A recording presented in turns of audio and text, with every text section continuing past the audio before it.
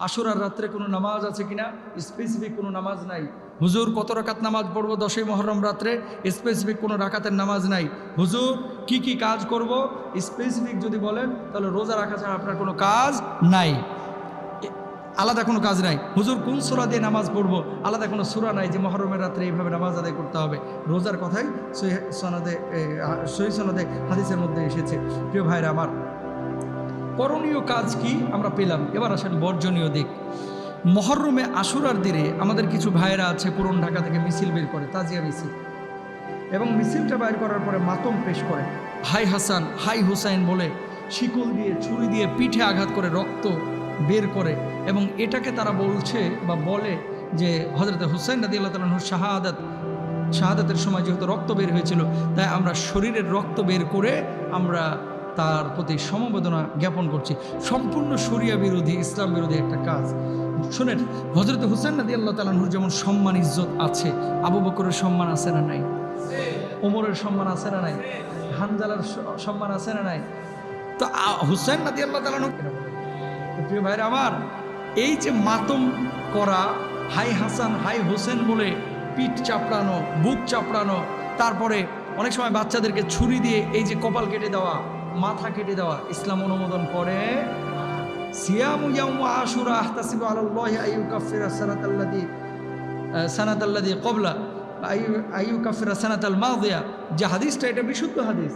এখন আল্লাহর নবী বলল যে তোমরা রোজা রাখো এই দিনে, আর সারাদিন আপনি ফার্ম গেটে মিছিল করতে গিয়ে খালি শরবত ডাললেন পেটের ভিতরে, তাহলে নবীজির পক্ষে থাকা হইলো না নবীজির বিপক্ষে থাকা হইলো? বিপক্ষে।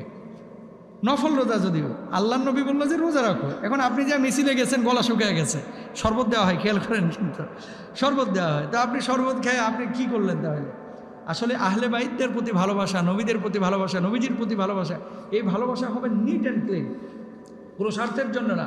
এই ভালোবাসা হবে একমাত্র কার জন্য? আল্লাহর জন্য। আর এই ভালোবাসার নমুনা পেশ করতে হবে, প্রকাশ করতে হবে কি দিয়া? তাদের জীবন আদর্শ নিজের জীবনে গ্রহণ করে।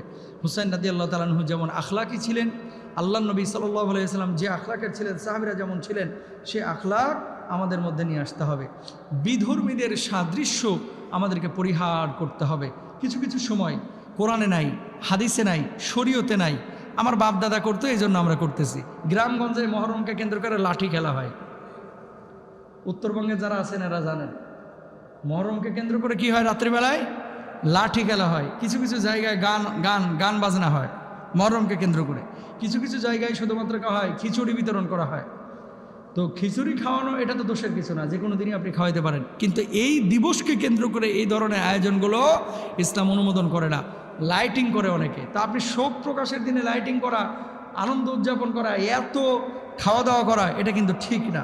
যদিও একটা হাদিসের মধ্যে আছে, কিন্তু এটা দুর্বল সনদে আসছে, কি যে আশুরার দিনে একটু ভালো খাইলে সারা বছর ভালো খাওয়া যায়, আল্লাহ সুবহানাহু ওয়া তাআলা বারাকা দিবেন, এরকম একটা কথা আছে, কিন্তু এটা আসলে সহিহ সনদে না, এই জন্য আপনাদের সামনে পেশ করলাম না। এরপর আসেন, আশুরাকে শুধুমাত্র কারবালার কারণেই প্রসিদ্ধ মনে করা। আশুরা কিন্তু শুধু কারবালার কারণে প্রসিদ্ধ না, বরং কারবালার ঘটনা যখন সংঘটিত হয়েছে তারও শত শত বছর আগে থেকেই কিন্তু আশুরার বিষয়টা গুরুত্বপূর্ণ। মুসা আলাইহিস সালাতু ওয়াস সালাম ফেরাউনের থেকে মুক্তি পেয়েছিলেন, সেটা কিন্তু এই আশুরার সময়, এটা স্পষ্টভাবে হাদিসের মধ্যে এসেছে। আব্দুল্লাহ ইবনে আব্বাস রাদিয়াল্লাহু তাআলা আনহু বলেন, রাসূল সাল্লাল্লাহু আলাইহি ওয়াসাল্লাম হিজরত করে মদিনায় এলেন। মদিনা আর ইহুদিদের আশুরার দিন রোজা রাখতে দেখলেন, তাদের এই সম্পর্ক জিজ্ঞেস করলেন, তারা বলল এটা সেই দিন যেদিন আল্লাহ মুসা আলাইহিস সালাতু ওয়াস সালাম ও বনী ইসরাইলকে মুক্তি দিয়েছিলেন। তার মানে এই হাদিসটা একটু আগে বলেছি।